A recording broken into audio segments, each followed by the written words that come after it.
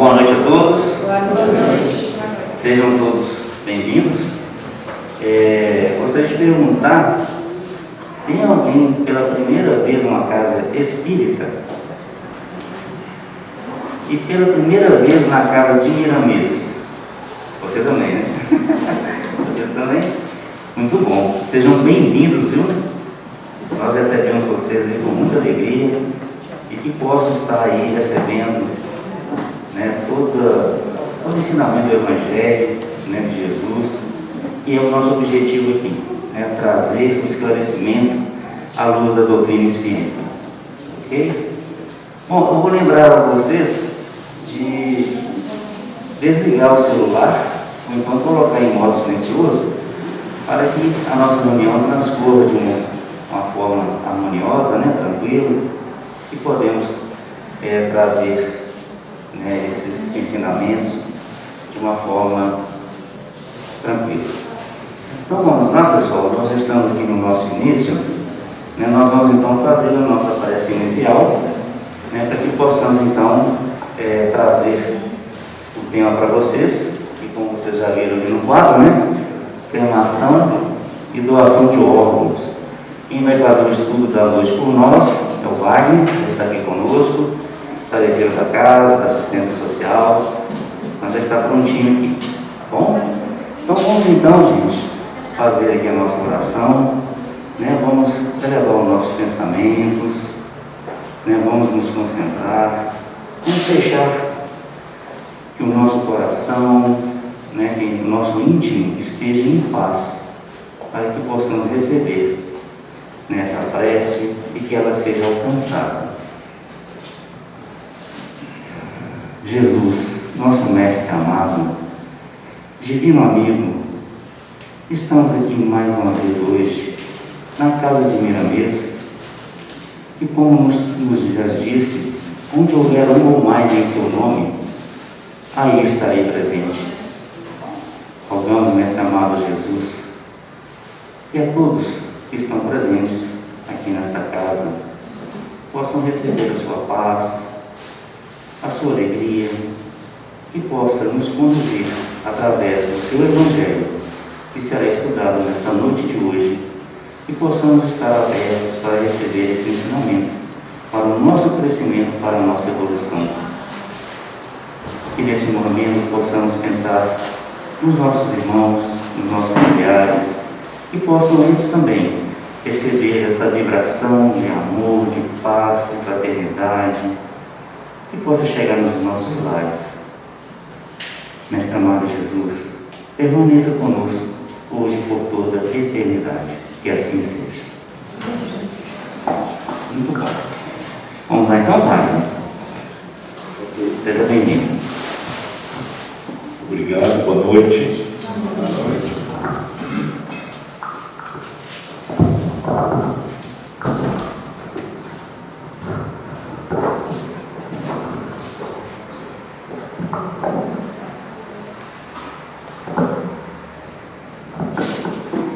Ok. Então, o tema de hoje, cremação e doação de órgãos, pode até no primeiro momento, e eu também achava assim, até uns 3 meses atrás, quando eu fui chamado a preparar esse estudo aqui para vocês, né? Porque cremação e doação de órgãos normalmente acontece logo após o desencarne, né? Doação de órgãos ainda tem alguns casos, alguns órgãos que você pode até doar em vida, como nós vamos ver aqui. Mas a grande dúvida, né, de nós todos é assim, como fazer, né? Até o que a gente já tem uma boa noção, mas como fazer isso, como acontece, e na visão espírita, né? Tem impactos. Então, nós vamos começar e já pedindo também o amparo da espiritualidade superior, porque assim, é um assunto complexo, é um assunto inclusive técnico na área de saúde e medicina, e nós não temos nenhuma lida nessa área, né? Então, alguma coisa que a gente falar aqui, às vezes algum de vocês que trabalhem na área de saúde, seja médico, enfermeiro, ou na área de saúde, de repente poderão até nos esclarecer melhores coisas, ok? Alguns detalhes também que a gente trouxe, que aí a gente pesquisou na internet, em vários lugares, no YouTube, enfim, para poder trazer aqui para vocês esse estudo. E algumas coisas podem estar um pouco ultrapassadas. Como assim? Porque às vezes a gente vai trazer aqui algumas passagens de livros, psicografados, aí através de espíritos mais elevados, mas às vezes isso foi há uns 20, 30, 40 anos atrás. Então a gente vê que alguma coisa que fala, eu observei isso e procurei até algumas coisas trazer essa atualização, mas algumas coisas poderão já estar mais modernas, Então, se algum de vocês trabalharem na área de saúde já tiver algum conhecimento de algo que está mais avançado que eu vou trazer aqui, podem, por favor, se manifestar, porque vai ser um ganho para todos nós. E aí, nós sempre nos perguntamos, sobre cremação. Nós vamos falar primeiro da cremação e depois da doação de órgãos. Vamos tentar fazer uma primeira meia hora de um, uma segunda meia hora de outro, e vai ter que ser rápido, porque, na verdade, daria 1 hora para falar de cremação e 1 hora para falar da doação de órgãos. Porque, como eu falei no início, parece assim que é a mesma coisa, mas tem muitas características diferenciadas. O que traz em comum é porque é feito muitas das vezes logo após o desencarne. Bom, então, primeira pergunta, cremar ou enterrar? Qual o melhor destino para o corpo físico após o desencarne? Porque nós espíritas, nós sabemos que, na verdade, nós somos o espírito, nós não somos o corpo, Então, Kardec trouxe isso para a gente e clareou muito, e depois veio essas várias obras, através de vários médiuns, especificamente, Chico Xavier, Divaldo Franco e outros grandes nomes, psicografando as mensagens e os ensinamentos dos espíritos superiores, nos trazendo vários esclarecimentos sobre o Evangelho do Cristo, e por isso que a gente sempre fala o Evangelho do Cristo à luz da doutrina, porque essa doutrina espírita que é consoladora veio exatamente nos trazer esses clareamentos. Então, cremar ou enterrar? Qual o melhor destino para o corpo físico após o desencarne? O espírito desencarnante sofre quando o seu corpo físico é cremado? Quais são os motivos que estão fazendo aumentar o número de cremações? Como a cremação é vista pela espiritualidade superior e o que o Espiritismo aconselha?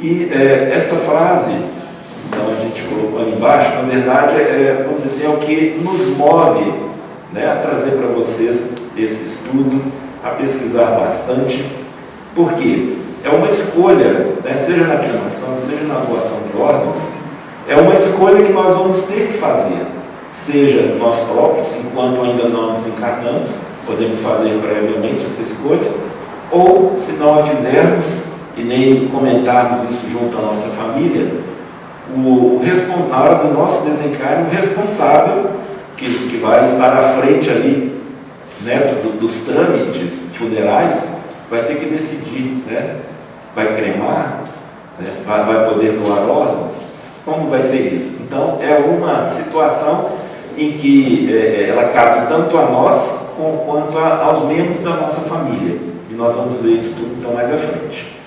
Então, sempre que fazemos uma escolha, ficamos diante de alguns dilemas.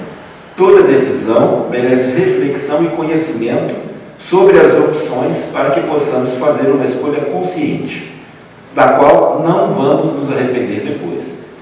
Então nós vamos ver aqui que algumas escolhas, nesse caso da cremação ou da doação de órgãos, pode acontecer da gente se arrepender.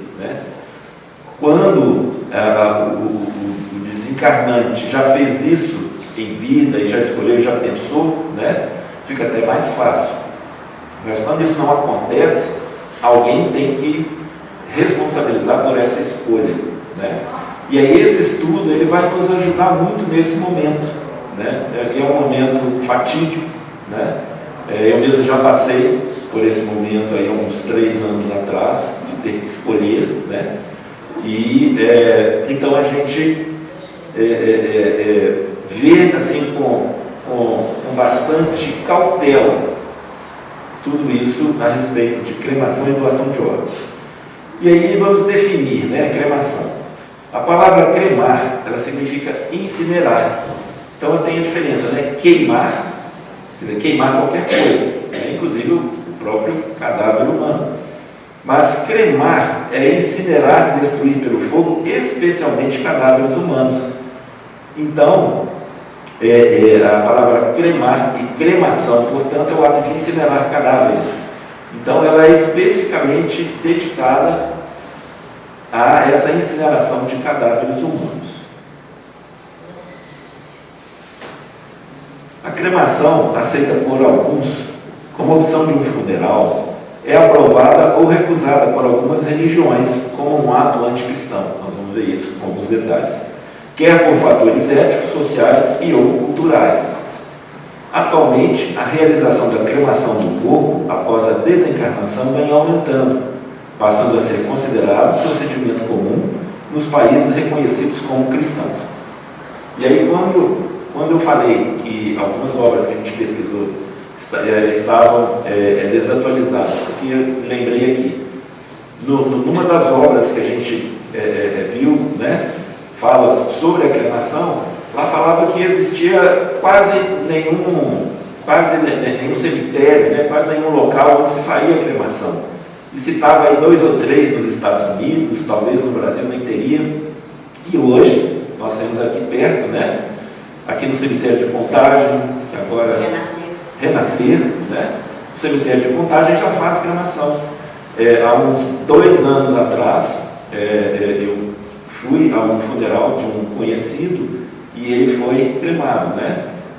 A opção, não sei se dele ou da família, foi a cremação. Então a gente viu assim uma diferença, né, bem grande entre a cremação e o sepultamento. Atualmente a realização da cremação do corpo após a data já vem aumentando. E exatamente por esse conhecimento, né? Essas informações que a gente não tinha antes, agora a gente já tem. E sob a visão espírita, né, nós vamos ver que tem algumas coisas assim para a gente realmente refletir bastante. Nessa questão da cremação, nós vamos ter alguns fatores, por exemplo, os fatores sanitários, para a gente poder tomar essas decisões. Primeiramente, a gente vai ver, então, fatores mais técnicos, depois a gente vê a visão espírita, como que o espiritismo enxerga.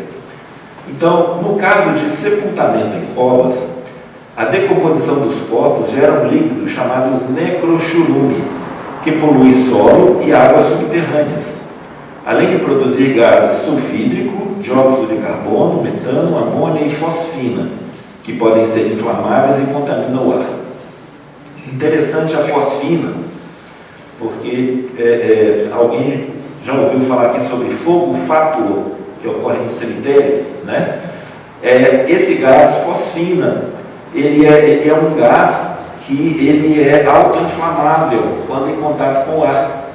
Então, quer dizer, o corpo, né, é enterrado e ele vai exalando, né, na decomposição, vai exalando gases e outras coisas, e dentre esses gases a fosfina, então, ela acaba, como é um gás, a tendência a subir, e a hora que ela então sobe, entra em contato com o ar, esse gás se autoinflama, gerando esse chamado fogo fator, e que assusta muita gente, né, ao passar pelos cemitérios, à noite principalmente, que aí, esses cemitérios mais abertos, a gente passa e olha lá à noite e tem um clarão, né, um fogo ali, a gente acha que é o espírito que está ali e a gente sai correndo, né?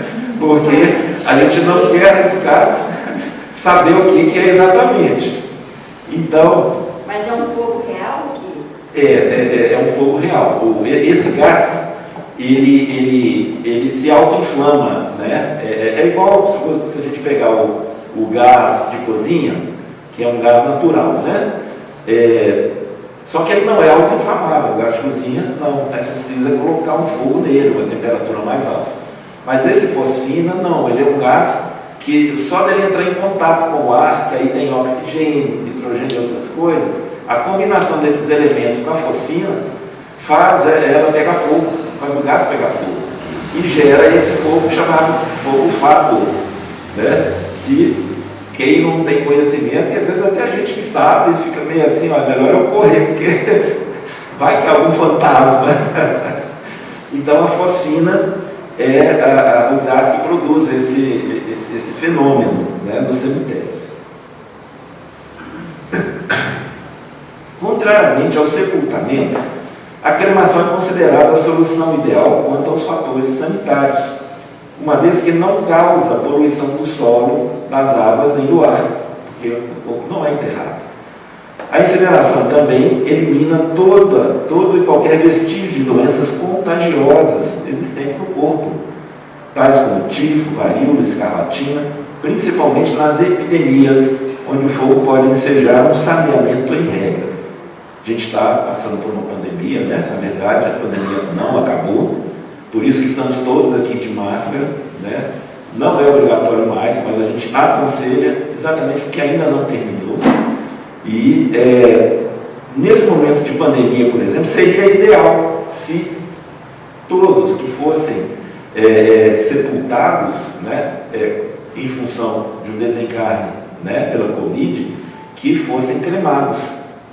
Mas só que isso não é uma cultura nossa, né? É mais raro isso acontecer, isso está começando a ser disseminado agora, né? Igual eu falei para vocês, pela primeira vez eu fui há uns 2 anos atrás, num funeral onde houve uma cremação. Então agora essa coisa está sendo disseminada, né? Quando eu falo agora, assim, de uma forma mais espalhada, né? Então nós já temos aqui em Contagem, né? E eu sei que tem outros também.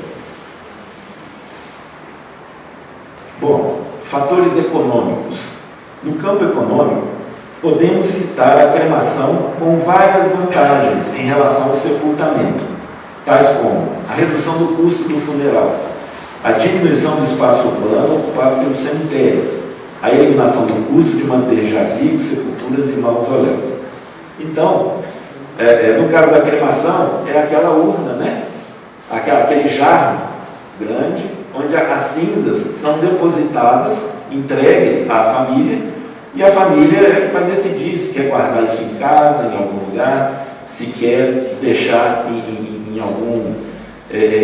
normalmente os cemitérios têm, né, um depósito, né, uma sala, uma estante lá, você deixa lá. É claro que é um aluguel que você vai pagar, mas é bem menos, certamente, do que você comprar um jazigo, né, e montar ali a sepultura. E até o caso dos mausoléus são aquelas casinhas maiores, né?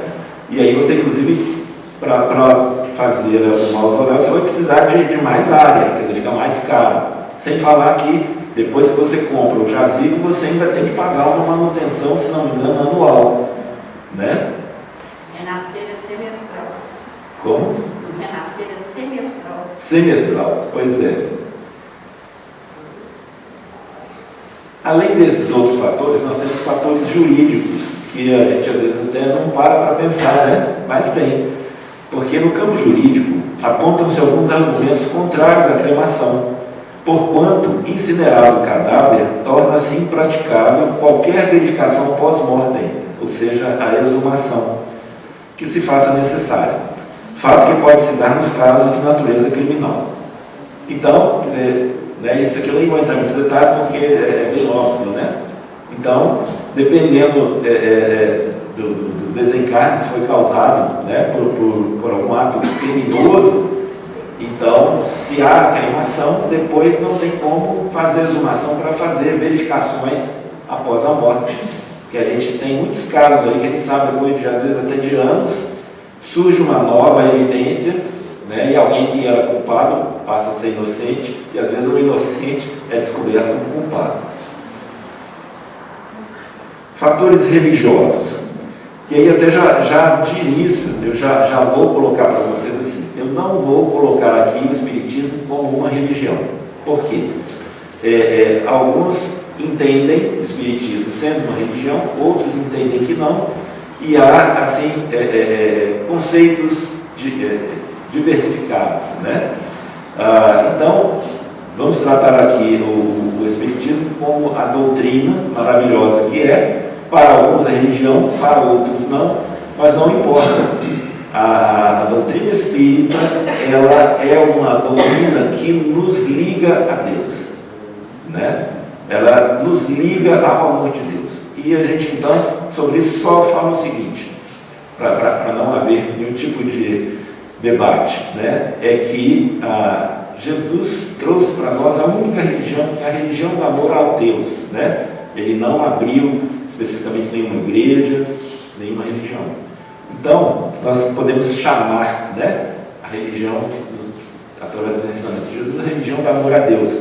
E o Espiritismo nos leva para esse caminho, né, o caminho do amor a Deus e do entendimento dessas mensagens que Jesus trouxe. Então, assim, não vamos entrar no detalhe, porque não é nem o foco também da nossa fala aqui.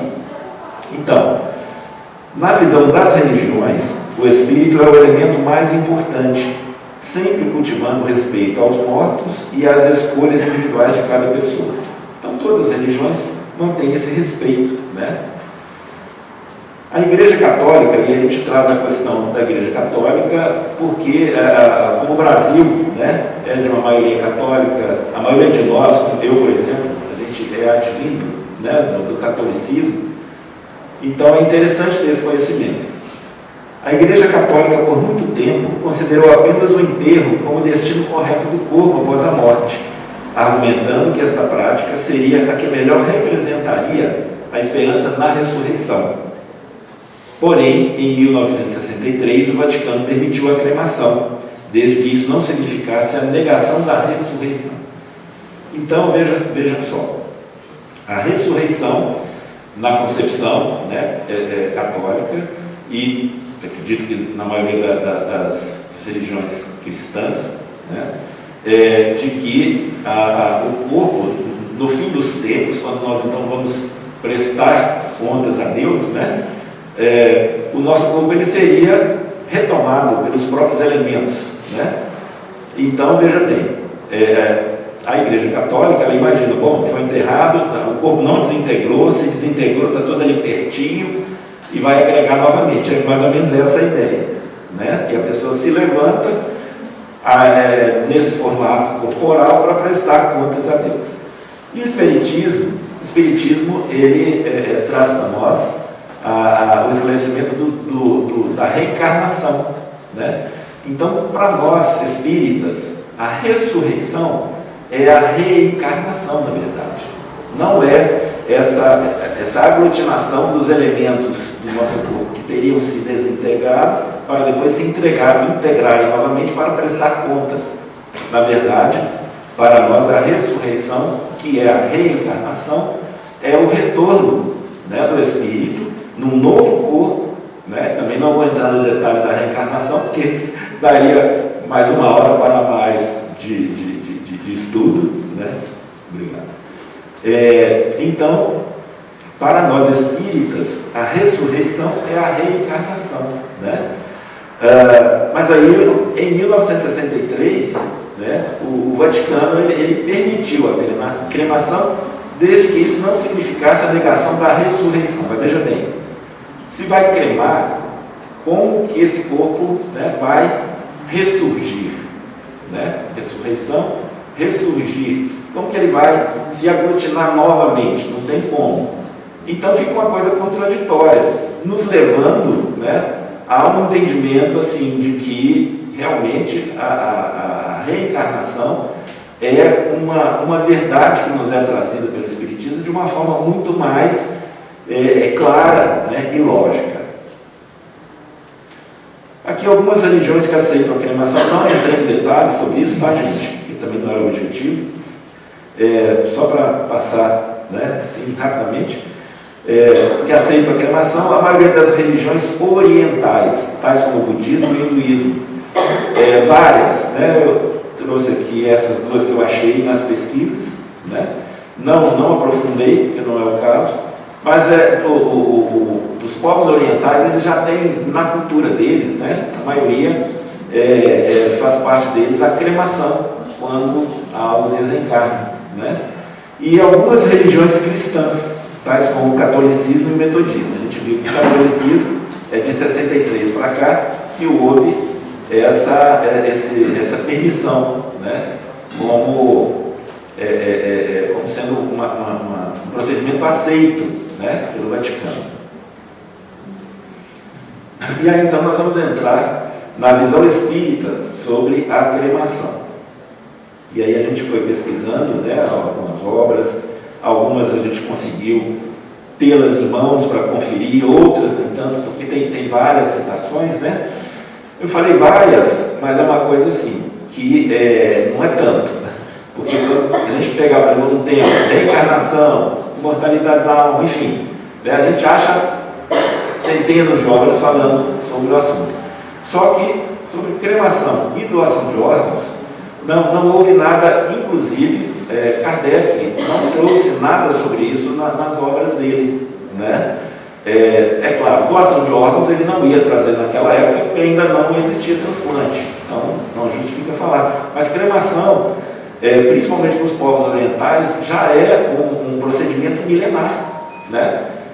Então, assim, tem essa dúvida, né? Kardec não fez pergunta nenhuma aos espíritos superiores sobre esse assunto. Mas aqui, então, no livro O Consolador, do Espírito Emmanuel, psicografado por Chico Xavier, na pergunta 151, ela é bem específica. O espírito desencarnado pode sofrer com a cremação dos elementos cadavéricos? Então já está falando da cremação. Resposta: na cremação, faz-se mister exercer a piedade com os cadáveres, procrastinando por mais horas o ato de destruição das vísceras materiais. Pois, de certo modo, existem sempre muitos ecos de sensibilidade entre o espírito desencarnado e o corpo, onde se extinguiu o tônus vital nas primeiras horas sequentes ao desenlace. Em vista dos fluidos orgânicos que ainda solicitam a alma para as sensações da existência material. Então, nós vamos ver mais para frente de que não é o simples fato de desencarnar, né? Inclusive, nós vamos ver que há uma diferença entre a morte cerebral, a morte agora, né, foi uma evolução chamada encefálica, que é a morte troncoencefálica. Nós vamos trazer isso até para clarear, né, para nós nos ajudar até no momento de decidir. Às vezes um familiar que optou por ser cremado, porque que há uma sugestão de uma espera maior do que o normal.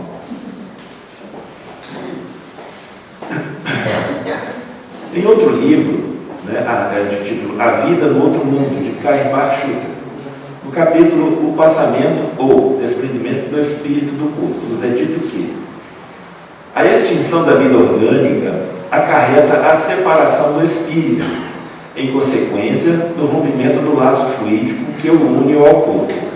Mas essa separação não é brusca, então ele já está nos alertando, né?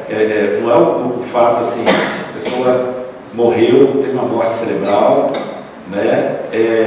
Não quer dizer que já o cordão prateado, né, como a maioria de vocês conhece, só para esclarecimento de alguns que podem não conhecer, o cordão prateado é o que liga, né, o perispírito ao corpo físico, né? E o espírito está ligado ao perispírito. Então, quando há o desencarne, esse cordão ele é rompido, é como se fosse um cordão umbilical mesmo, né? Então ele é rompido, mas ele demora a ser rompido. Se a gente comparar, né, com o nosso nascimento aqui para o mundo material, né? A gente então se reencarna em um corpo, e aí um corpo de bebê, E quando a gente nasce, o nosso cordão umbilical ainda está ligado ao corpo da mãe. Se não houver um rompimento ali, né, seja do médico, seja na mãe, ou de alguma forma, vai ficar um tempo ainda ligado, né? Então, quando há uma ajuda dos médicos, né, dos profissionais de saúde, esse rompimento ele é rápido, no caso do parto. Então, a mesma coisa vai acontecer no caso do desencarne, né? Esse cordão prateado, ele pode ser rompido rapidamente se houver ajuda da espiritualidade superior, e nós vamos ver como pode acontecer essa ajuda, né? Ou ele pode demorar, se essa ajuda, por algum motivo, ela não puder acontecer, porque essa ajuda também, a gente vai ver que ela tem a ver com o merecimento de cada um de nós.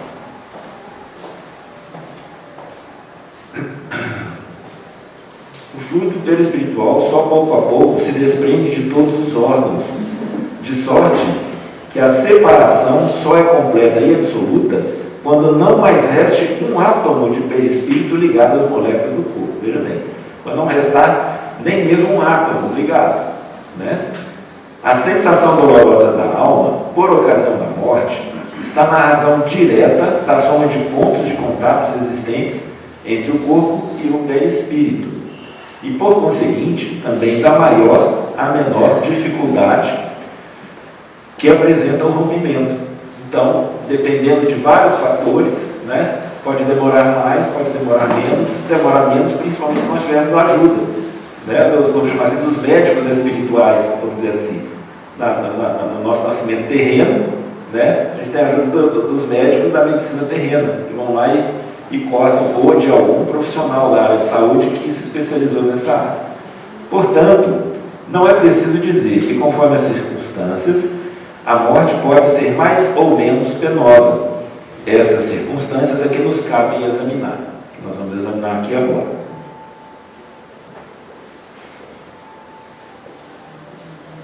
Bom, no livro Lições de Sabedoria, da doutora Marlene Nobre, escrito pela doutora Marlene Nobre, no capítulo 4, a autora pergunta a Chico Xavier. Então foi uma entrevista que ela fez a Chico, né? Ela pergunta se o espírito sente os efeitos da cremação do corpo físico e quantas horas devemos esperar para efetuar a cremação. Chico responde: o abnegado benfeitor Emmanuel, em outra ocasião, essa ocasião é no Pica-Fogo, que nós vamos ver logo a seguir, em outra ocasião, questionado sobre o assunto, afirmou que o tempo ideal para a cremação do corpo desocupado pelo inquilino, então ele já coloca como se você tivesse, o corpo fosse a nossa morada de aluguel, na verdade né? Porque nós não somos o corpo, nós somos um espírito que está morando no corpo, utilizando o corpo, tal qual um uniforme quando você vai para a escola terrena, né? Pelo menos nos primeiros anos de escola, quando a gente era criança, né, nas universidades não, mas nos primeiros anos de escola sempre tem uniforme, e você tem que vestir o uniforme para ir, e depois quando você volta você retira o uniforme. Então o corpo físico é o uniforme, porque a Terra, na verdade, é uma escola, a gente vem aqui para aprender, né? Então esse nosso uniforme, ele é liberado quando a gente retorna para o plano espiritual, né? Então essa liberação, quer dizer, você tirar o uniforme pode ser mais demorado, pode ser mais rápido, né? A criança quando chega, às vezes ela já tira rapidamente, às vezes ela já entra em casa já tirando o uniforme, não é isso? Porque ela já quer brincar, já quer, né, fazer várias coisas, mas às vezes pode ter assim, aquela criança que demora a tirar, a mãe tem que ficar, né, ou o pai tem que ficar, menino, tira o uniforme, vai sujar, essa mãe você vai todo sujo para a escola, entendeu? Então, essa demora também acontece quando nós voltamos para o plano espiritual e temos que devolver esse uniforme, né? E aí esse uniforme a ser devolvido, ele pode estar em boas condições ou em más condições. Se ele estiver em más condições, quando a gente for ver mais na frente, doação de órgão, não vai ter como doar nada. É igual uniforme, uniforme de escola. Se ele está muito desgastado, não tem como você passar ele para frente. Mas de repente, se o uniforme, às vezes, foi comprado no último ano, né? Ele está novo ainda, você você não vai jogar fora, você passa para alguém que precisa. Então, o nosso uniforme carnal é a mesma coisa.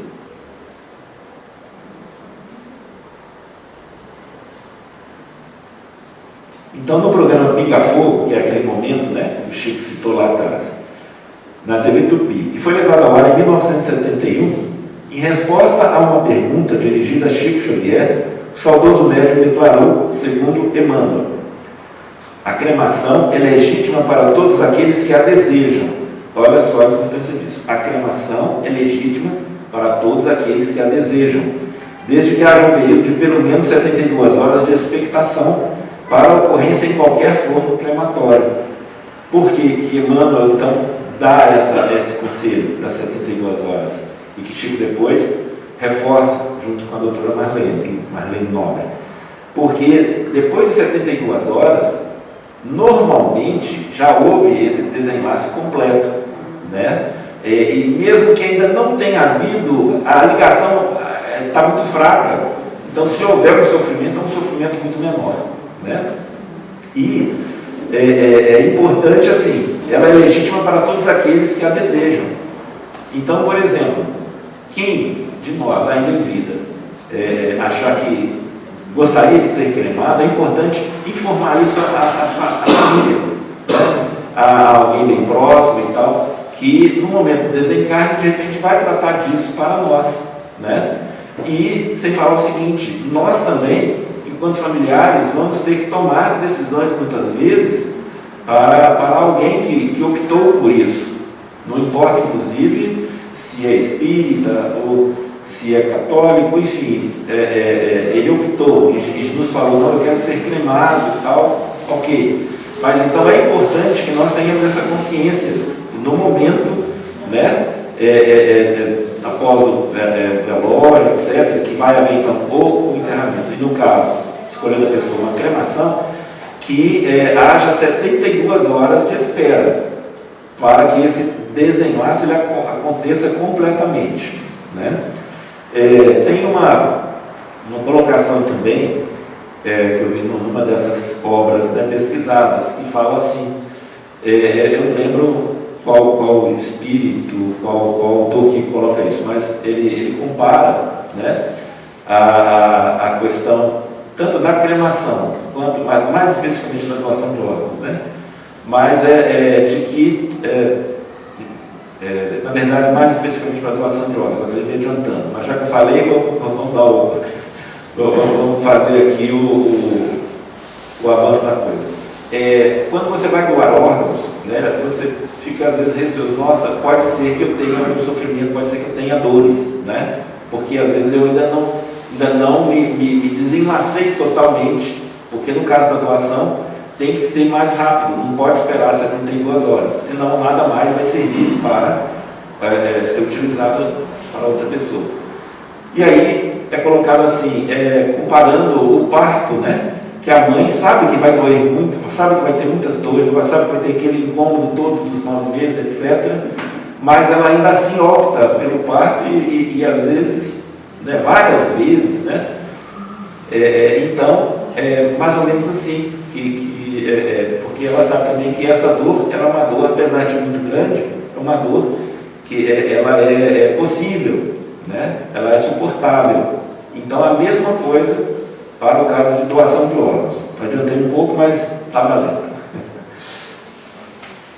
Então, em conclusão, para essa primeira parte da cremação, cabe-nos trabalhar constantemente a nossa espiritualidade, nosso autoconhecimento e nos desprendermos cada vez mais do universo material. Nós, enquanto espíritos, não somos o corpo, somos infinitamente vivos e eternos, não existindo a morte. O espírito, ele é eterno, né? A espiritualidade superior nos esclarece, fomos criados simples e ignorantes e tivemos o início de vida a partir da nossa criação, mas somos eternos, não vamos morrer enquanto espíritos. O que acontece é uma simples mudança de endereço. Precisamos ser confiantes na magia divina, que nos reserva sempre o que é melhor para nós.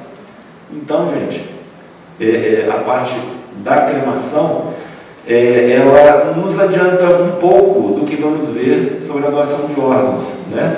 Porque o que há em comum é exatamente que, na maioria das vezes, da doação de órgão, essa doação acontece após o desencarne. E as perguntas também são mais comuns com relação à doação de órgãos, né? O que é a doação de órgãos? Quando pode ocorrer? Qual o momento propício? O que é morte encefálica? Sim. O tempo que é praticado hoje nos cemitérios para cremação, qual que tem sido? Pois isso eu não consegui pesquisar, né? Porque assim, a gente foi pesquisando mais focado na visão espírita, né? E realmente isso aí eu não vou saber informar, mas... A informação que eu tenho que é a pedido da família. Eu tenho como uma família que eu perdi um colega, que a família pediu para guardar 72 horas, só que pagou para isso, né? Ok.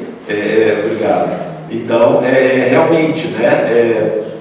Quanto mais tempo, que é um aluguel, né? Que você... uma gaveta de necrotério, né? Uma gaveta refrigerada, que você vai alugar por 1, 2, 3 dias. No caso, para quem é espírita, vai alugar, né, por 3 dias, 72 horas. Depois das 72 horas vai acontecer essa cremação. Obrigado, então, por nos ajudar. E aí vamos seguir em frente, porque não vou ficar lendo muito aqui, porque as perguntas já vão sendo respondidas aqui na frente, o nosso tempo está curto. Então, só para a gente clarear também, né, o que é doação de órgãos?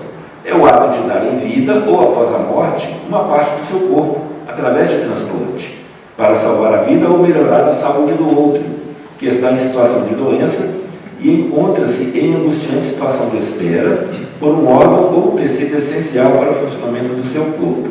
Então, vocês veem, a doação ela pode acontecer em vida ou após a morte. Nós vamos ver quais são, né, alguns desses casos. Quando pode ocorrer a doação? A doação de alguns órgãos ou tecidos pode ocorrer em vida, no caso do doador vivo, sem que isso afete a saúde do doador. Então, por exemplo, doação de sangue é uma doação de uma parte nossa, né? Doação de rim, nós temos 2 rins. Então, você pode doar um, porque você, ainda estando saudável, você não vai necessariamente precisar do outro. A doação de uma parte do fígado, né? E por aí vai. Esses podem ser feitos em vida. Então, a própria pessoa que vai decidir. E também, gente, há toda uma legislação já sobre isso, né? Falando como que funciona, falando, no caso dessa identificação da morte troncoencefálica, né? O médico, ele tem que, quando ele vai atestar isso, ele tem que estar com vários exames feitos e anexados no atestado dele, né? Então, quando o médico chega para você e fala, né, que houve essa morte troncoencefálica, né, então é porque realmente houve o desligamento total, porque o corpo já começa a se degenerar, né, porque já não só parou o cérebro, como parou o coração, parou a respiração, né, e já o neurônio já começa a degenerar, o sangue começa, no popular, né, a talhar. Então, assim, não tem mais retorno, não tem mais condição do espírito retornar. Diferentemente do caso do que era antigamente chamada morte cerebral e evoluiu para a morte encefálica, que é a morte troncoencefálica. Porque às vezes o cérebro, ele paralisa, mas o corpo continua ainda tendo batimentos cardíacos, respiração, etc. E pode acontecer, né, em alguns raros casos acontece, de um retorno da pessoa à vida. A gente tem casos aí raros, mas tem casos de pessoas que ficam anos a fio, 20 anos em estado de coma e depois retornam. Eu acho que é o caso do Schumacher, né? Ele está nessa situação, porque a esposa dele está mantendo. Eu não estou a par, mas já ouvi falar, né? Nós temos casos assim, e é uma opção da família, né? E assim, se é só uma morte cerebral, ainda não é uma morte troncoencefálica, então a gente deve manter, né? Então, outros órgãos ou tecidos somente podem ser doados após a morte, né? O caso do doador falecido. Pela lei brasileira, a doação de órgãos de doador falecido só é permitida em uma situação chamada morte encefálica, e essa a gente já falou. A doação de alguns tecidos podem, porém, acontecer após aquilo que chamamos de morte de coração parado. E, normalmente, essa morte encefálica ou troncoencefálica, né, vai ser isso, a morte de coração parado. Porque aí, a hora que o coração parou, inclusive, aí tenta-se aquela reanimação e não conseguiu mesmo, né? Então, o coração parou, ele não pode mais ser usado para um transplante. Ele tem que ser retirado enquanto ele ainda está batendo. Pelo menos é assim, né, que eu descobri nas pesquisas. Então, quando há morte troncoencefálica, muitos órgãos já não podem mais ser doados, né?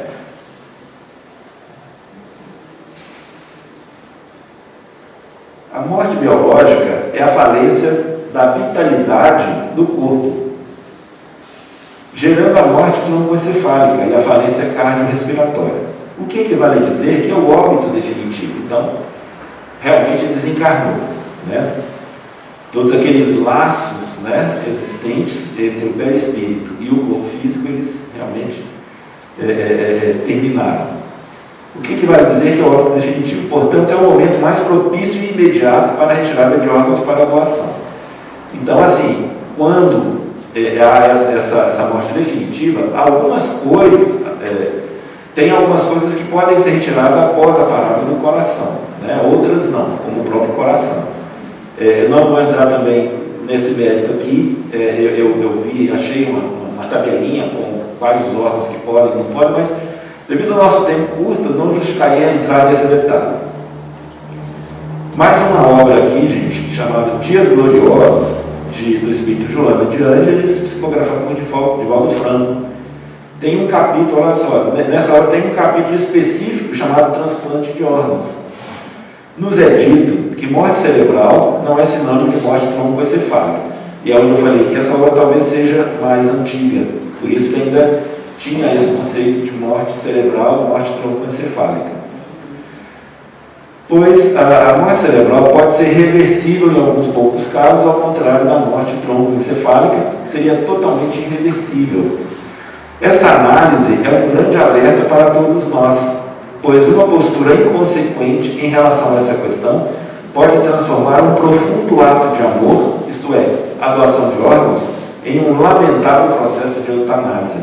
Então, olha só, essa última frase aqui, para nós, talvez, ela vai justificar até a vinda de todos nós aqui hoje, e esse estudo, né, a gente pesquisou para trazer para vocês, porque a gente tem, né, recebe várias divulgações, e realmente a doação de órgãos é um ato de amor, porque você está doando algo que você já não precisa mais, você desencarnou, né?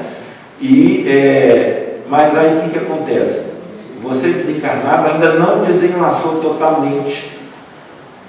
Então, se a família fala, não, vamos doar órgãos e tal, e aí já se desliga aparelhos, etc., ou seja, é uma eutanásia, porque você está abreviando, né, o desencarne da pessoa.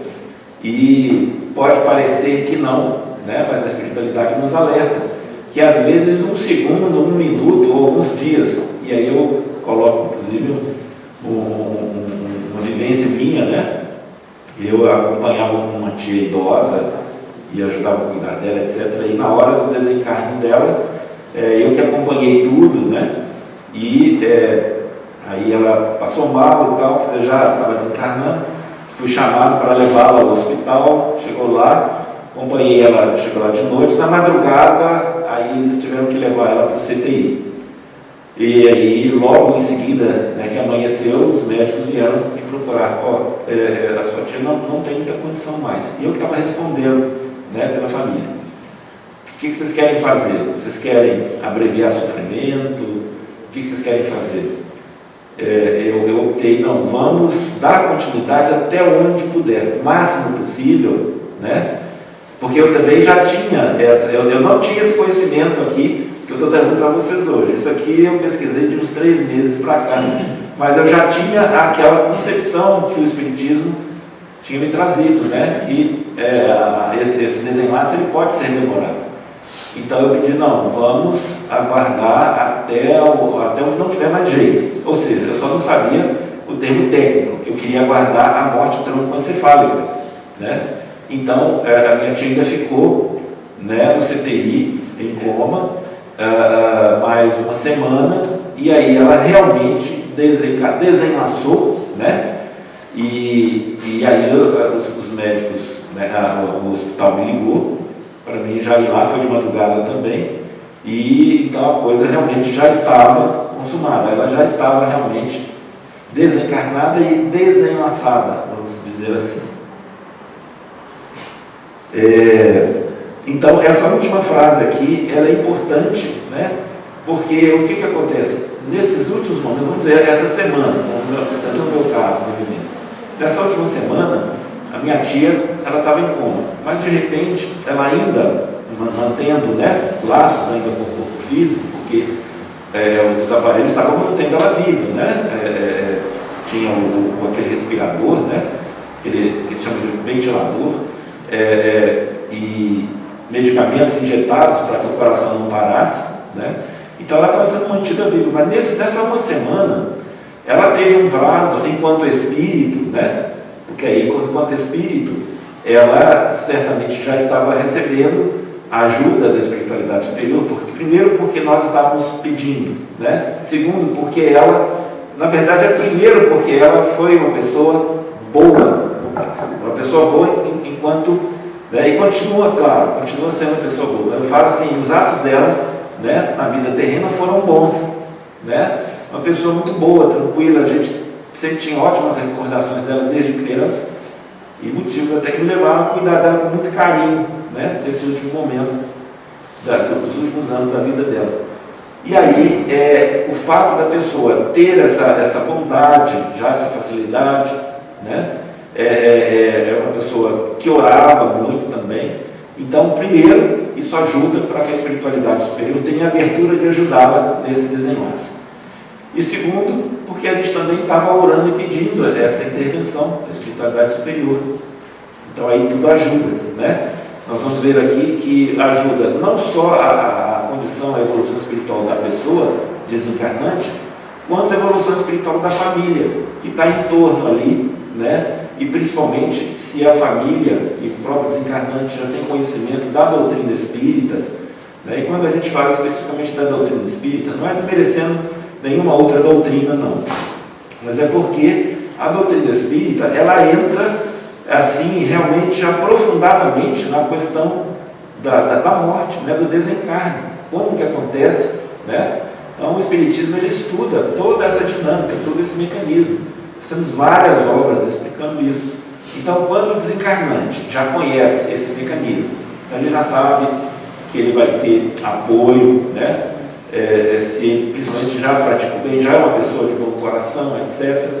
E se a família também tem esse conhecimento, para então, no momento posterior, assim que há o desencarne, a família tomar essas decisões, como a gente está trazendo aqui para vocês, por exemplo, das 72 horas, né?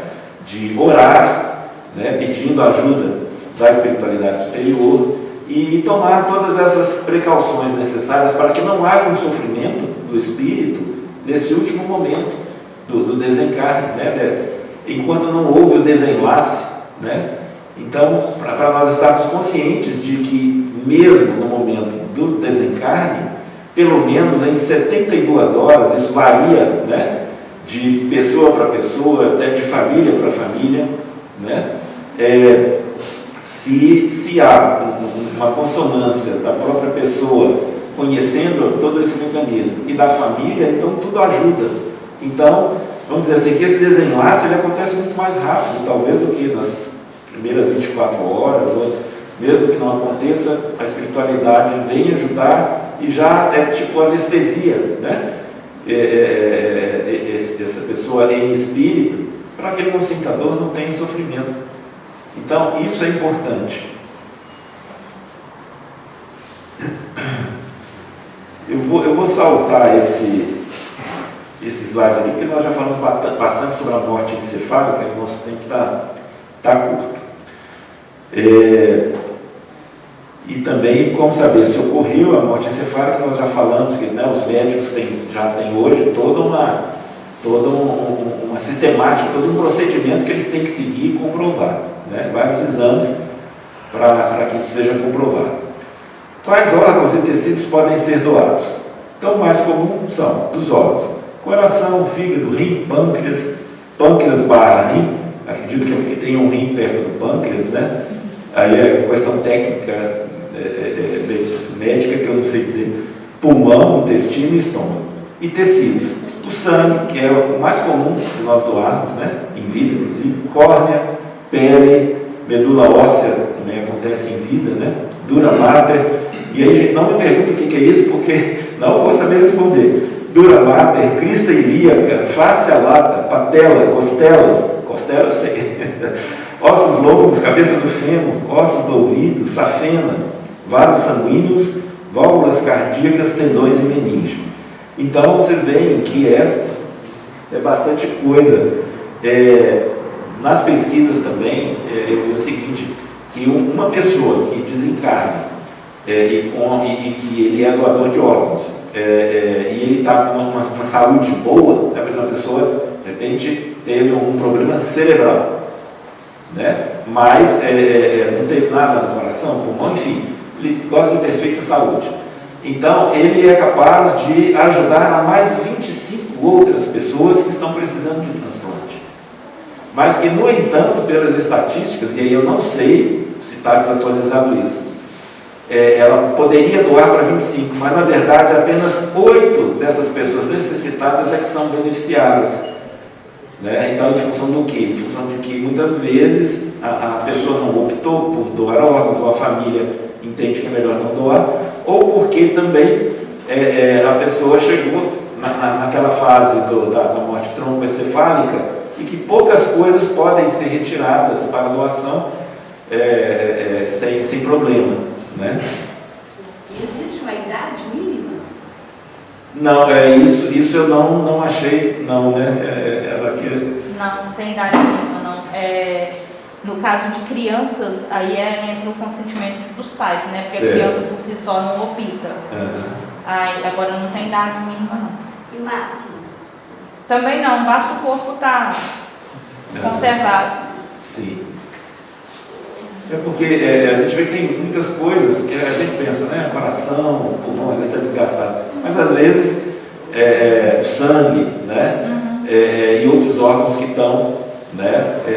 Muito bem. Então, assim, de repente, eles procuram aproveitar tudo que é possível, né? E eu vi nessas rápidas leituras aí, essas pesquisas, que algumas coisas podem ser várias horas depois da parada do coração. Então, tem várias coisas que mesmo depois dessa morte tromboencefálica podem ser, né, doadas. Então, nós temos aqui, e aqui eu vou ter que abreviar, porque o nosso tempo agora é poucos minutos, né? Os fatores que vão influenciar, né? Que nós já começamos a falar aqui, por exemplo, a evolução moral do desencarnante, né? Então eu vou ler aqui direto uma pergunta do Livro dos Espíritos, né? A questão 164, e Kardec pergunta aos espíritos superiores: todos os espíritos experimentam no mesmo grau e durante o mesmo tempo a perturbação que se segue à separação da alma e do corpo? Resposta: não. Isso depende da elevação de cada um. Foi o que nós trouxemos aqui. Aquele que já está purificado se reconhece quase imediatamente, porque os médicos espirituais, né, vamos dizer assim, já estão ali para ajudar, para cortar para quebrar esse cordão prateado. Visto que já se libertou da matéria durante a vida física, enquanto que o homem carnal, aquele cuja consciência não é pura, conserva por tempo mais longo a impressão dessa matéria. Portanto, quando o desencarnante, em função dos seus méritos, do seu equilíbrio atual, recebe a presença de espíritos protetores para assessorá-lo, processo tende a ser mais fácil. Imortalidade da alma é exatamente o nosso conhecimento, não é só o conhecimento, a conscientização.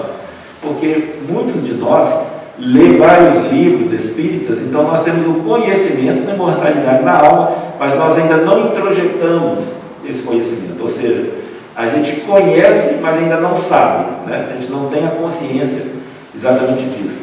Mas quando você já tem o conhecimento, já ajuda. Se você tem a consciência da imortalidade da alma, mais ainda, porque você sabe que você não vai morrer. É só você vai estar tirando o uniforme de uma escola, né, que você chegou ao seu tempo final daquela escola. E momento emocional do desencarnante.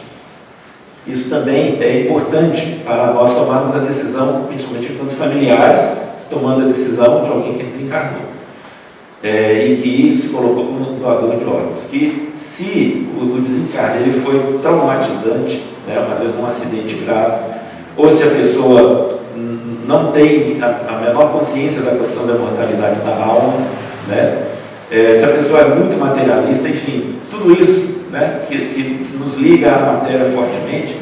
Se o desencarnante é uma pessoa sem essa conscientização, e principalmente se houve esse desencarne traumatizante, então não é aconselhável a doação de órgãos, porque a pessoa ainda vai estar ligada, então ela vai sentir dores, ela vai ficar traumatizada, né? É claro que, de acordo com o merecimento, vai haver uma intervenção da espiritualidade superior, mas muitas vezes, né, na maioria das vezes, nós não somos capazes de julgar esse merecimento, né? E aliás, nem é nos aconselhado julgar. Então, não é problema que nós, ao verificar isso, nós tomemos a decisão da não doação, mesmo que às vezes o desencarnante ele optou por doar, mas nós identificamos que a situação não é boa.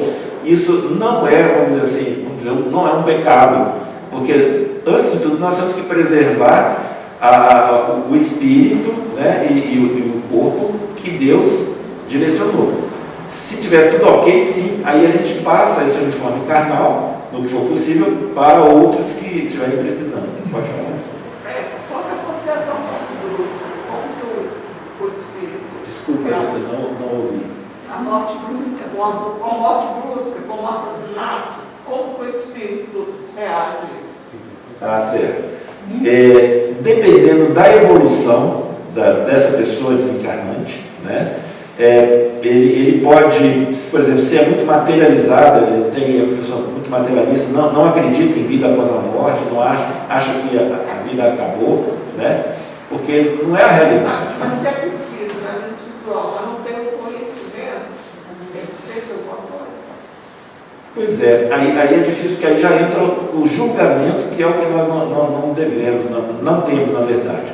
Porque, às vezes, é aquela coisa assim, a pessoa às vezes ela é muito boa na vida dela toda, mas às vezes ela apesar de tudo, ela é materialista, ela é apegada à matéria, então é complicado dizer, nós, né, é só mesmo a espiritualidade superior que tem a capacidade desse julgamento, porque eles têm, vamos dizer assim, entre aspas, eles têm a ficha toda da pessoa lá, né, um dossiê completo, como foi a vida dela, como ela agiu. Até porque eles têm a capacidade telepática, eles leem, né, no pensamento da pessoa tudo aquilo que ela vivenciou. Então eles têm essa capacidade para esse julgamento, para atuar ou não, para ajudar nesse desenlace, né? Mas se a pessoa realmente ela não tem esse entendimento, né, e não tem o merecimento, que é duas coisas, né? Tem o entendimento e o merecimento. As duas coisas vão ocorrer para que a espiritualidade superior possa agir, porque eles têm que respeitar o livre-arbítrio, né? E as leis de causa e efeito, as leis divinas, uma delas causa e efeito. Então, se a pessoa merece, né, então a espiritualidade pode assumir, pode intervir. Mas se não há esse merecimento e o julgamento é deles, não nós, aí a pessoa infelizmente vai sofrer caso haja essa retirada de órgãos. Ok? Nada. Bom, gente, aqui então, não vai dar para a gente continuar, é pouca coisa a mais, né? Mas é algo que a gente já passou também, rapidamente, algumas pinceladas, e só então concluindo, né? Que nós estamos vivendo num mundo de provas e expiações. E tudo o que adquirimos são empréstimos para passarmos por nossas provas. Então o corpo é um empréstimo que nos foi dado, nós temos que devolvê-lo, né? Disse Divaldo Franco: não pode haver maior dádiva do que oferecer algo que não nos é mais útil e que vai salvar uma vida. A doação de órgãos deve ser voluntária e consciente. Para o doador, é um exemplo de desapego à matéria. Ao fazer esse gesto, expressamos a sublimidade do amor incondicional em benefício do próximo. Para o receptor, é um exemplo da misericórdia divina, que permite a continuidade da existência física.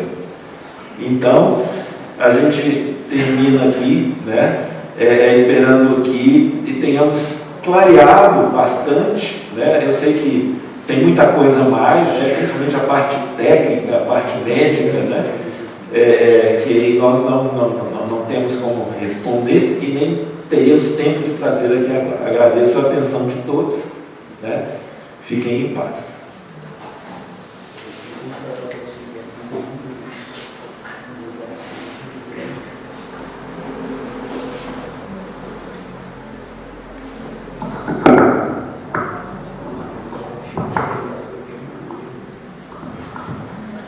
Wagner, muito obrigado. Nós que te agradecemos, né, pelo esforço de trazer para nós um tema que muitas das vezes traz assim, um constrangimentozinho para a gente, né? Falar de largar esse corpo, mas a doutrina, né, nos ensina que a vida continua, né? Somos espíritos eternos, então isso facilita para a gente esse entendimento, né? Eu diria para vocês que um tempo atrás nós pensamos, pô, você é enterrado, como é que vai ser isso? Aí depois veio se cremar, colocar a roupa, meu Deus do céu, piorou. E agora? Mas aí, né, buscando esclarecimento, buscando entendimento, né, através dos estudos, né, Allan Kardec vem trazendo para a gente, né, essa continuidade da vida, como o Wagner trouxe para a gente aqui, né, e isso, né, nos vai deixando tranquilos quanto a essa nossa passagem, ok? Nós temos 2 recadinhos, vai ser rapidinho, pessoal, que é sobre as cestas, né, da família assistida. Nós estamos precisando, né, de alguns elementos, que é farinha, né, arroz, feijão, açúcar, farinha de mandioca, farinha de macarrão, leite. Então são materiais para compor essa cesta básica para o atendimento dessas famílias. Esse material pode ser doado aqui para a fraternidade, né, deixando aqui na casa, tem a biblioteca que vocês podem pegar informações, como fazer nessas doações, pode ser através de PIX, né, financeiramente, da forma que vocês acharem mais conveniente, ok? Estiver no alcance de vocês. E o outro recadinho é a festa nossa, né, julina, que vai ser dia 2/7, né, às 18 horas, vai ser online, depois a gente vai mandar o link, quem quiser participar, tá? E os pedidos, né, para canjica, para os doces, amendoim, gente, vocês pedem rápido, porque só eu peço uns 10 de uma vez, que é uma delícia, viu? Até o dia 29, tá? Esses pedidos, ok? Bom, nós vamos ter então agora, após a prece final, nós vamos ter o passe vai ser individual na cabine, ok? O que nós pedimos? Né? Que podem ficar nos lugares, né, que a coordenadora do passe vai vir até vocês e chamar um a um para receber o passe individual. Então aquele que se sentir necessitado, né, de tomar o passe, pode aguardar no salão. Só peço que mantenha o silêncio, porque o silêncio é uma forma de colaborar com o trabalho que está sendo realizado no passe. E quem também for sair, for embora, que possa ir em paz, em silêncio. Ok? Então vou convidar o Walter para fazer a prece final e logo em seguida vai ser o passe, ok?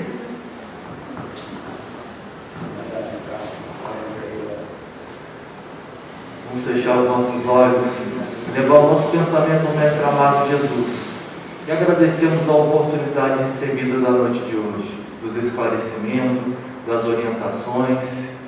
Peço, Pai amado, também, que possa estar frutificando as águas deixadas aqui na noite de hoje.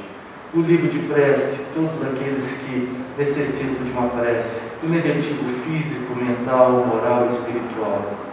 Rogo também, Pai, possa chegar aos lares, aos hospitais, os asilos, as casas de reclusão, para que eles também possam estar sendo merecedores dessa prece da noite de hoje. Todos aqui presentes, todos os corações possam retornar aos seus lares, melhores do que chegaram.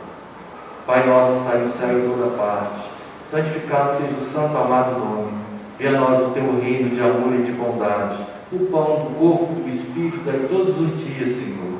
Perdoa as nossas dívidas, na medida que também soubermos perdoar os nossos ofensores. Dá-nos forças para superar as nossas adversidades, o teu poder e a tua glória para todos sempre. Assim seja.